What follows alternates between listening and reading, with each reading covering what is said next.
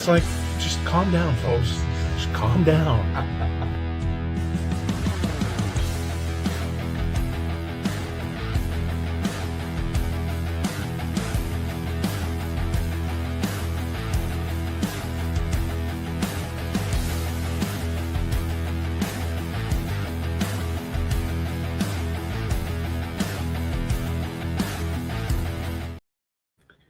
And welcome into the Best Boys Center Ice podcast here, live on Facebook and on our YouTube channel, Best Boys Center Ice podcast. I'm Barry Besse, along with my son. There he is, Carson Besse, one of the best hockey analysts I've ever heard of. He knows everything. It's like right on the top of his head. I've got a list of notes. He's got it right off the top of his head. Passionate about hockey. He was born right here in San Antonio, Texas, but he was about 9 or 10 years old, found the game of hockey and loved it, and has been watching it ever since. Has been a big fan of Sidney Crosby and the Pittsburgh Penguins ever since. It's an interesting story about how he became a Penguins fan. He was watching the Penguins and Dallas Stars play, and it's one time, and he said, whoever wins this game is going to be my team. Pittsburgh happened to win, and there you go.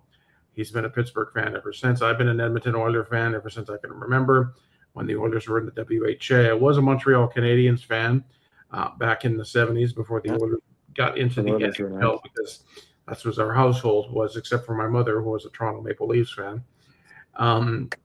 So we just very passionate about hockey. I played the game as a kid. Carson never did, never put on a pair of skates or handled a stick or a puck, but he knows a lot more about hockey than a lot of people who have played the game for 20, 30 years. So we were doing this podcast, and we love doing it. A couple of years now we've been at it. We just enjoyed doing it, especially when we get into the playoffs, which we're getting to that stretch run where we're going to start getting really interesting here over the next few weeks. We took a break, and by the way, join us live on Facebook or on YouTube right now.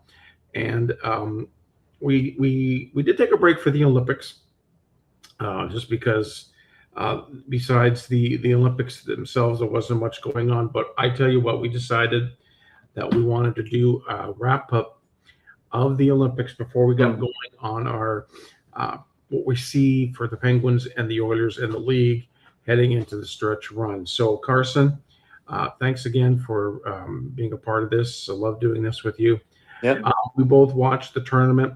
We were both cheering for Team Canada because of the players that we had in the game.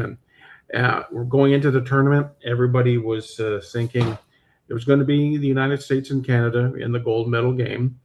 The other countries that were involved that had a shot, Sweden, Finland, Germany. But really, realistically, it was Canada and the United States. And they even had it set up in the brackets so that that would be the seeding, absolutely, so they could meet up. Yeah. And besides a couple of little hiccups and having to go into overtime, both teams both teams were very close to going home. Very close to going home and not even making it to the medal round.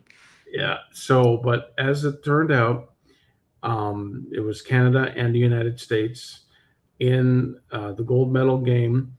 The United States, it was February 22nd was the gold medal game here, which is 46 years ago to the day since the Miracle on Ice happened in Lake Placid, where the Americans won their gold medal after beating the Soviets in the semifinal round. So it was kind of, everybody was saying, it's 46 It was fitting. Years, it was very fitting. Years.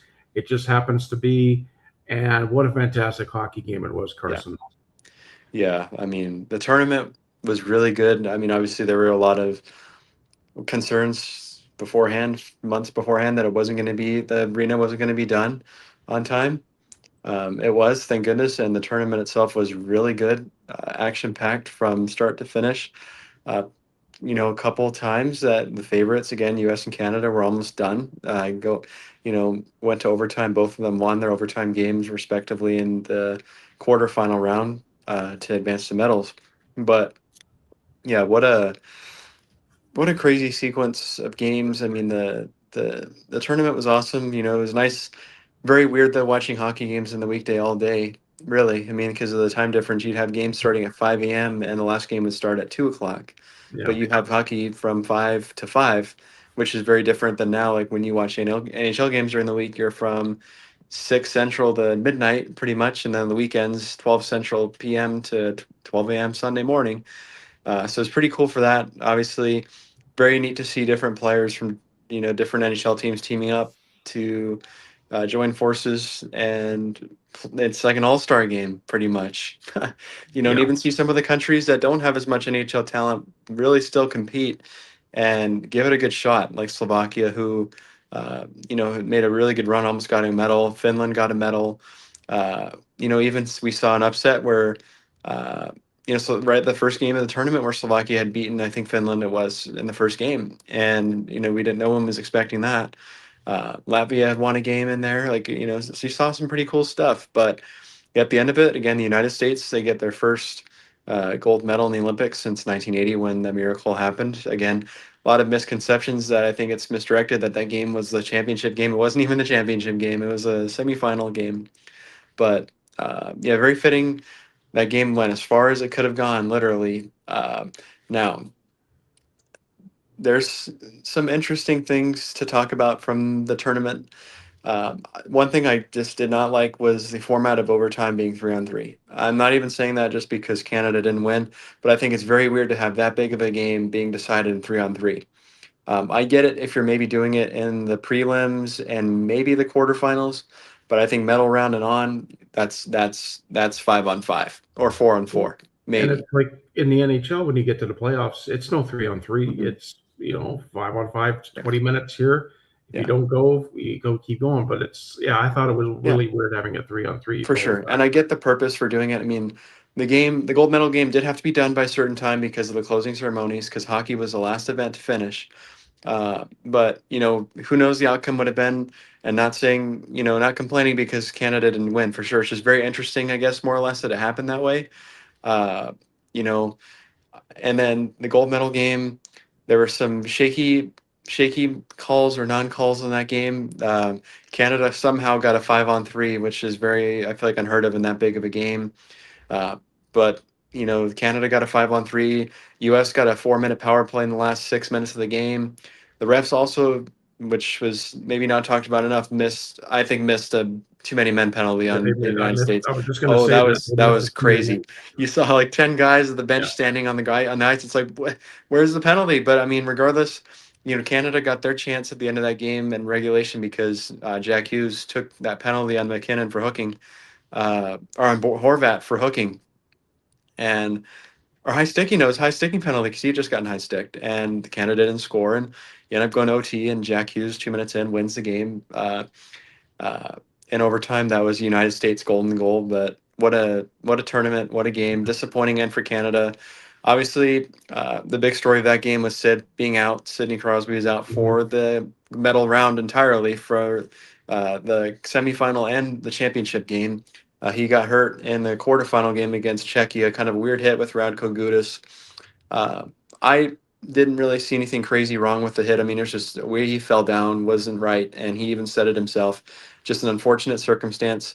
They tried doing anything they can to get him out there, and he just was not. He didn't feel like he was in the position to help the team, and so he let it go, and they ended up having to award the C to McDavid because of that, per the rules of the tournament.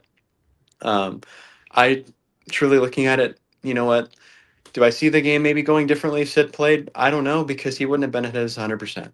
How much would he have really played? Probably not that much. And the Canada, whether it's agreed with or not, absolutely controlled that game for about 55 plus minutes in that game. Yeah. And it was just the start. The United States had the kickstart right at the beginning of the game where they had really not many shots on net, but they had really tilted the ice, and then Canada took it right back. And really at the end of the game, we're out shooting them by 15 or something like that at the end of regulation. Obviously, 3-on-3 again. That's something that favors Canada because of the star power they have on that team. Mhm. But they absolutely dominated the game. But the reason that game was won by the States was Hellebuck. I mean, Yeah. he Halliburton was was it the man. was crazy. He made that crazy stick save, which will never be ever Mhm. forgotten. Canada as well on their own though missed some chances. McKinnon missed the wide open net in the third Mhm. period. That 6 save chance, okay, like that's a 99 out of 100 times that's going in. Celebrini had a breakaway. McDavid had a breakaway, and he tried probably doing a bit too much, getting too tight, and he couldn't do anything. But yeah, the it was a great story with the fact it was the anniversary of the miracle, and the same day they win gold. The I don't want to say the team that played the best won necessarily, but they deserved it. They played a great tournament. I mean, they were perfect on the penalty kill. They had, great 5-on-5 game. They were able to just stay in it and rely on their goaltender, which is exactly what you do when you get deep into the playoffs in the NHL. Same thing here. You rely on your goaltending, and United States definitely had the best goaltending in the tournament. Connor McDavid was a tournament MVP, but I'm surprised it wasn't Hellebuck because of how well he played down the stretch. Now, something that's kind of come about with Canada on this side of it is about McDavid and the fact that he again is on the wrong side of a big game, and the narrative is that McDavid, like what the Kachucks were telling him, that he's to Leon, that he's always the bridesmaid, never the bride. And same thing kind of said about McDavid, that he can never get it done when it matters. He always falls short. He can't lead his team to victory. Obviously, that's your team captain for the Oilers. What do you feel about that kind of narrative? Because you knew that was coming as soon as the game Oh, was yeah, over. as soon as he was named MVP, you know that it was coming. It was like, well, he won the Conn Smythe a couple of years ago, and the team didn't win, and and then a lot of people say, well, maybe Connor needs to move to a different team and start with like a Celebrini in San Jose, or move on to somewhere else after he's got a. I think he signed the Two shorter more years. deal. He's got 2 more years after 2 more this years. year. But okay, when you look at it, I don't think Connor is a kind of guy who is just wants to just. He has said right from the start, even through some of the harder times this year, that he wants to win in Edmonton. Leon Draisaitl is going to be in Edmonton for 8 years. So now is Connor McDavid. He's got. I think he's only a point or two away from having another 100-point season. Ninth would be his ninth in his career. Would he go somewhere else to win a championship? Probably he might, but will he win that championship wherever he goes? That's an unknown. Yeah. Because he could go to, well, let's say for example, San Jose. Yeah, not win. With Celebrini 2-3 years down the road. That'd be a great tandem. They played great in the Olympics together, but who knows? And then the problem is he's always the fall guy. I look at it this way. In '88, after the Oilers won their fourth Stanley Cup in 5 years, they traded Wayne Gretzky to the LA Kings. And everybody thought that was it for the Oilers. The Oilers dynasty was done. The Kings were going to be the kings of the NHL. Well, the Oilers managed to win one more Stanley Cup without Gretzky, and Wayne never won a Stanley Cup after that. And the Kings did win Stanley Cups, but later down the road. Mm-hmm. So you take, as an Oiler fan, you want McDavid to stay because I just love watching the guy play the game. He's the best player in the game right now. Along with Draisaitl, you've got a great 1-2 punch. There's some other stuff that the Edmonton Oiler management needs to take seriously. And again, we thought that Tristan Jarry was going to be the cure of the goaltender. Well, it's not. It's not. Tristan Jarry has. I think that you meant me. That's what he has. He's shown up as the Tristan Jarry that you've seen over the last couple of years. Yep. And he's just not taking accountability. Last night he was in net against Anaheim, and at least three of the goals, soft goals. He let in 3 goals in 5 shots in the third period. That was bad. It was terrible. The Oilers can score. We know they can score. They scored 5 last night. They don't have a problem scoring. The defense now, they got Paul Coffey back behind the net. Maybe he can kind of tighten things up. But the goaltending is still the situation. It's going to come down to the point where there's not going to be enough time to try to do a deal because the trade deadline. It's up next week. It's a week from today or tomorrow. It's a week from tomorrow. So they've got 1 week to do something. And really, what are they going to do though? Because no one's going to take that Jarry deal. No, I know, and it's like, so the Oilers management backed them up into another hole. And You're it's like, welcome. I there's only so much more I could say about the goaltending woes in Edmonton that go back decades. Like until the last time the Oilers had a tandem that was dominant was Andy Moog and Grant Fuhr, and that's in the 80s. That's a long time ago. They've had some pretty good goaltenders along the way. Nikolai Javy-Bulin, they had Dwayne Rolison, who they got through. If it wasn't for him getting injured in 2006 in Game 1 of the Stanley Cup Finals, I think the Oilers would have won that series. You had Mike Smith in there for a while, but then they've had some real stinkers ever since Mike Smith. Yeah. And Stuart Skinner, he's doing great now, and I'm really happy for him that he's doing great in Pittsburgh. He was just The same way. inconsistent. And now we got Tristan Jarry. He looked good, gets hurt, and then you're right, it's the accountability. He never has. He's never done it. He's never done it. I don't know if he did it in his junior days, but he hasn't done it in his NHL days where he doesn't just say it was my fault. In this last 20 some odd games, they need to come together as a team and say, we're going to win this team as a team, or we're going to lose it as a team. Or, either if they don't do a deal, if they don't do anything in the net, I think Mangiapane is still probably going to go. I think they're going to probably get Probably something for him. It's kind of. I don't know. It's not too late for the Oilers, but to make a goalie deal, yeah, it's pretty much. They have to just tighten things up. I know it was the Olympic break, and they're getting back together playing as a team, but they have to start doing something because you look at the Pacific right now. The Oilers. Anaheim just passed them up. Yeah, Anaheim's passed them up. The Kraken are only a point back and forth. The Kings aren't that far off. So the Pacific is really tight. Very close. And the Oilers have to start proving that they're as the Western Conference champions and not going to go out and not even make the playoffs. It's just a matter of putting things. They just need that. As a team, they need to have that big team meeting where they get up in each other's face, no coaches, and just saying, enough is enough. Tristan, you take accountability for yourself. Defense, you take accountability for when you're not helping him in front. And offense, we take accountability for not being on the score sheet as much in the bottom six. And we can't just rely on Connor and Leon for the rest of the season. If we don't do this, and we might as well just wrap it up here and start making plans for the end of April, beginning of May to go on vacation. Because the way that this West is, the way that the Pacific is, it's harder. It's going to be harder for the Oilers to make it if they don't start shaping. I like that we go from talking about the Olympics to Jarry. So that wasn't what I was expecting. Like, last night's game was like I was watching it and they looked great.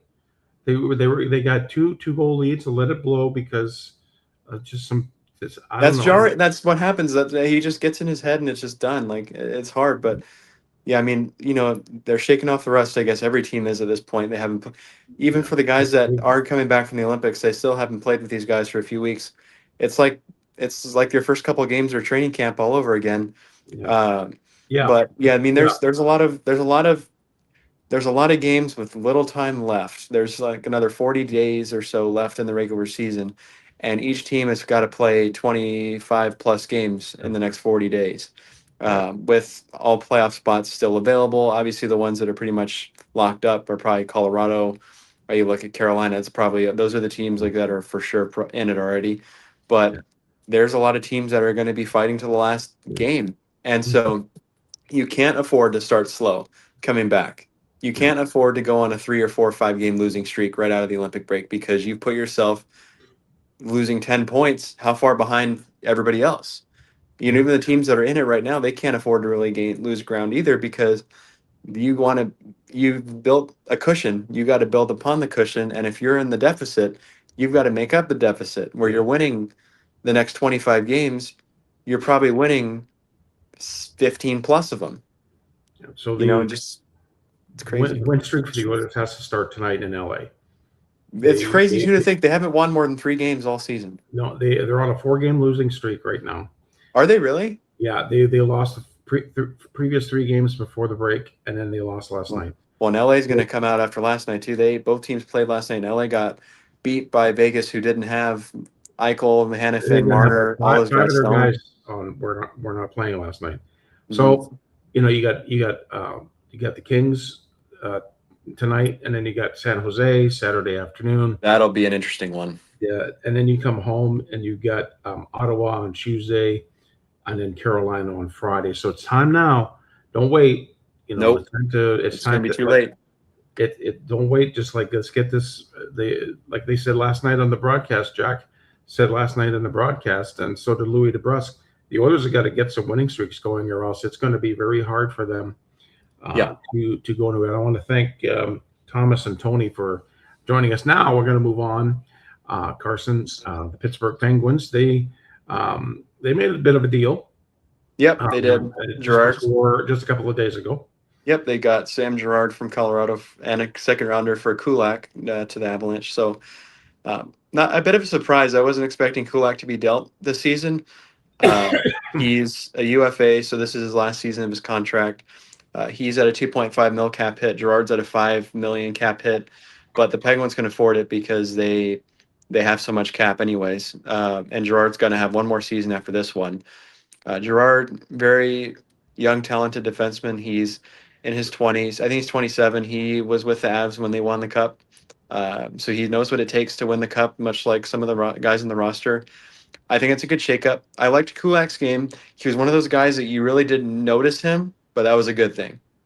Where like he wasn't doing anything that crazy or stupid, and he was responsible. I mean, I saw him score his only Pittsburgh goal actually in Seattle. Pretty cool. Mm-hmm. But yeah, I mean, Dubas is continuing to add those young talents and those draft picks.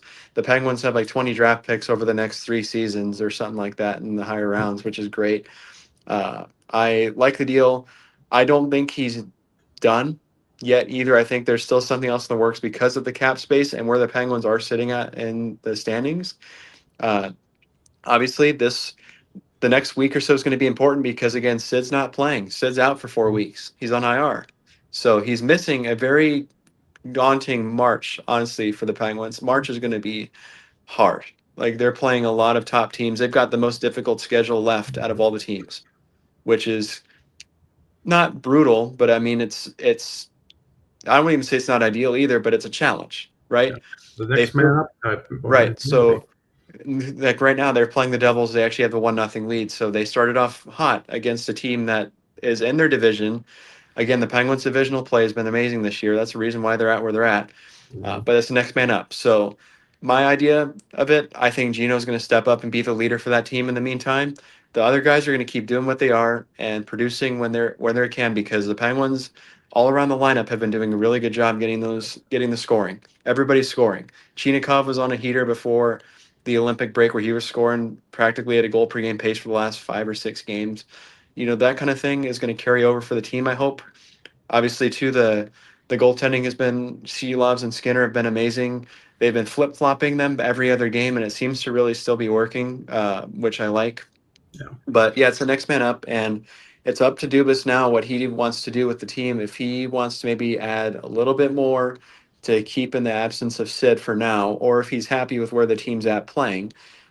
Personally, I'm happy with where they're at playing, but if you can maybe get a younger guy on the team that's like ready to go already, he's going to fit in perfectly on the top couple lines. Maybe you try doing something. You might want to maybe look at moving Mantha because he has a 1 year contract, but I really don't think you change a thing about the team. For some reason, the way that they're working, they're crushing it. They're playing well. They're coming back all the time whenever they shouldn't be and getting points or winning games. That it's very impressive at this point to see. I think the Penguins in the league are like the third. I've lost a third amount of, or I've gone to have lost the third least amount of regulation games or something like that. Like they haven't lost in regulation that much. At this point, I think they only need another 14 points to pass up how much they had last year, and they still got 26 games. Yeah. So it's going to be a tight finish. Obviously, with the compressed schedule, there's going to be a lot of games. So Sid's going to be out probably for the next 15 games. Is really what it's going to look like, depending on if he comes back earlier, which we don't know how quickly he'll be back. A lot of people too were saying, "How is he out for 4 weeks?" And he was close to playing in the gold medal game. Well, that's a completely different game. Yeah. I wouldn't have expected anything different from him. If he were even just 50%, he would have played. Yeah. That's just the kind of player he is, and he just was not at that capacity. So you knew it was going to be a little bit of a lengthy injury, but it's going to be a matter of the next guy up. They just continue to grab these points in these games. If they are losing, still grabbing points. Winning your division is important. Continuing the special teams, they were kind of on a special teams woe for the last few games, so maybe that'll be a good reset that they had time off. But right now they're playing the Devils again at home, and then they have a few quick games coming up. They play against New York on Saturday afternoon, Golden Knights on Sunday afternoon, and then they play in Boston on Tuesday.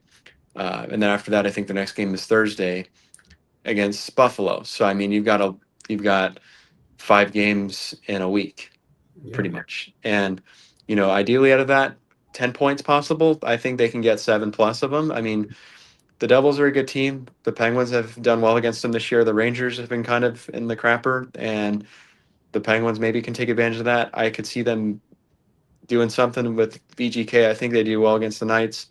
The tough game's going to be Buffalo. I mean, Buffalo's been on a roll unexpectedly. In Boston, that's a tough team as well. There's a lot of tough matchups, but I'm happy with where they're sitting at. But they've got to keep the foot on the gas, because as much as they have a lead, uh, they can lose it at any point. And again, without Sid, that's a completely different game when you're losing your best guy for the most important stretch of the season. Yeah. I know that was heartbreaking. I wasn't watching the game when he got hurt, and I checked. Yeah. So I was at. We have great our. that stuff like that doesn't Yeah, happen. we have our at work. We have our IM channel, like to message and stuff, and we have a hockey channel in there. And some people in there were watching the game, and you're doing it off their phone when they're off or whatever. And someone had just pinged me and said Sid was hurt. I'm like, what is Yeah. this? And I've seen him get hurt before. He goes down the runway and he comes back after 5 minutes.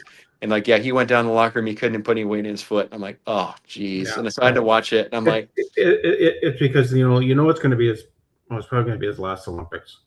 Because 4 years from now, it's before. I mean, you never know. you with him. never know. Though. He could make the team if he's still playing the game. He's probably. I think he'll make the team if he's playing still. He'll make the team. But yeah, I watched that injury and I'm like, I think if you think back to it, I think even having him on the bench in the semifinal game and the gold medal game would have been a little bit of a spark. Yes. Even if he was able to go out there a little, like I know you don't want to take a big chance on him getting seriously injured, but yeah, like I think it would have been neat. Really, what I'm surprised they didn't do was like what some of the other teams did, was because in the Olympics you can dress an extra skater, just dress him as the extra skater and have him sitting and not play. Yeah. And pretty much just roll a 4-line rotation. But he was in the locker room. I mean, you pan the camera to the stands where the back, because it's weird how the backups or the scratches weren't with the team; they were in the stands. And so you pan to the stands, and you have Kemper sitting there, and Josh Morrissey, who wasn't playing, but then there's a seat open in the middle that's not there. It's because Sid wasn't playing, and he's sitting in the locker room waiting for the guys to come back between periods. Do I think it would have been a different result? I don't know. I mean, you could have said the same thing. What if McCarr didn't pinch in overtime? What if McKinnon didn't miss that open net in the third? Yeah. What if all this? I mean, there was all what ifs, and the story went absolutely the right way. What a great win for the States. Yeah. And then again, a great thing that they did after the game with the Gaudreau stuff, with bringing his kids on the ice, having his jersey. That was really neat, awesome to see that, and had his parents were there to watch that. But the only thing I don't agree with, which we won't get into because it's not our thing, but is all the fallout after the game with the political stuff. I don't like that. This was a hockey game, a great hockey game, and that's completely meaningless at this point to most of the country because they're too focused on the other stuff that's going on. And you know what? Regardless of if it's right or wrong, the hockey game was amazing, and the States won. Yeah. So it was no amazing. matter how you look at it, it was probably the best hockey game. It was the best hockey game we've ever seen. I mean, you look at other moments, you look at, the miracle, the golden goal, which is still going to be the golden goal to me always. Yeah. But that was the most talented hockey game ever. Yeah. And 4 nations, yeah, but that's not the Olympics. No, it's a different feel. With the Olympics. Yeah, and one thing I want to touch on too regarding the McDavid thing, he also scored that overtime goal at the 4 nations. Now, the only thing I didn't like you might disagree with me. I thought in the overtime he was trying to do too much by himself. Yeah. I think he was still trying to do that whole maneuvering, weaving thing where he goes in by himself and takes the puck. You have McCarr and McKinnon with you, who are two elite players. I think I you think kind of just yeah, you use your speed to get in the zone, but then you circle around and wait for those guys. And I think it could have gone differently. But again, that's not saying it's McDavid's fault. But I just thought he was trying to be too fancy, yeah, like I he thought was dancing around. he was trying to do too much, and he had these other great players alongside of him that. But it is what it is. It was a great tournament. It was great for the game. I mean, the viewership was awesome. Yep. How many people watched that game, knew nothing about hockey, and knew Yeah. it was easily the best event of the Olympics, the most important day of the Olympics. People were getting up early in the morning, 5 o'clock on the West Coast, to watch the game. Yeah. And people that don't care about hockey don't even know these players. They might have heard of Sidney Crosby. They might have heard of Connor McDavid. They might have heard of some of these guys, but maybe, just maybe, have heard of them. They don't know who they are, and they're watching this game. That was important. It was that important. Yeah. And now, as people keep hearing us talk about, this is why we love watching the game of hockey. Well, and who knows what happens for the rest of the season. So Yep. what does this do to viewership for the playoffs? What does this do for the viewership of like ABC Hockey Saturday, of the Wednesday night TNT games? What is that going to do? Because that might spark it, because people know that watch it, that weren't fans, that playoff hockey is the best. Yep. Yeah, and I think going up against the NBA, I don't think the NBA can compare to the NHL as far as excitement is concerned. When it comes, all the NHL needs to do better is market. That's all they need to do better, is market the game better. Otherwise, they've got the NBA beat, because it's actually a competition. It's not the referees taking over the game, or stars getting preferential treatment, or load management. You don't see that stuff. Yeah, and like here in San Antonio, we got the Spurs that are running wild. They're already a 10-game winning streak. So that excitement of the NBA here in San Antonio is up, but as far as everything else is concerned, nothing compares to hockey. That's for sure. Nope, I agree. All right, well, we're gonna wrap things up. Hope you enjoyed our Olympic post and our look at the. Wow, I see we had 5 people in here at some point. That's crazy. Yeah, we'd like to thank Thomas and Tony and everybody for joining us tonight. We'll be back on next Thursday. We'll have a little bit more about how the Oilers are doing, the Penguins are doing, and what's going on in the NHL. It's a stretch run here in the NHL. We're here. We made it. The 3 weeks went by quick, actually, between games. It really went by fast. They went by really quick. We're excited to see how everything folds out in all 4 divisions, and the teams that everybody, like, there's so many teams that are still got a shot at everything. It's going to be very exciting few weeks here in the NHL. So thanks again, Carson. Yep. And everybody, again, subscribe to our YouTube channel, Best Voice and Ice Podcast on YouTube. This broadcast will be re-aired both on Facebook and YouTube here in just a few minutes. And in the meantime, and in between time, everybody have a great hockey night. I did not miss that.